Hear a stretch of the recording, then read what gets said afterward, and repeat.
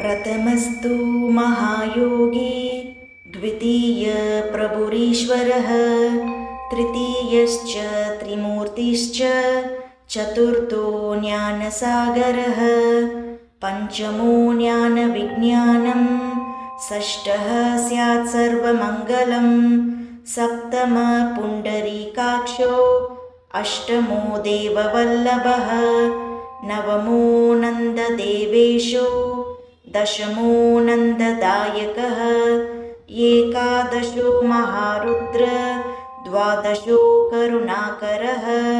एतानि 12 नामानि दत्तात्रेयो महात्मनः मन्त्रराजेति विख्यातं दत्तात्रेय हरः पराः।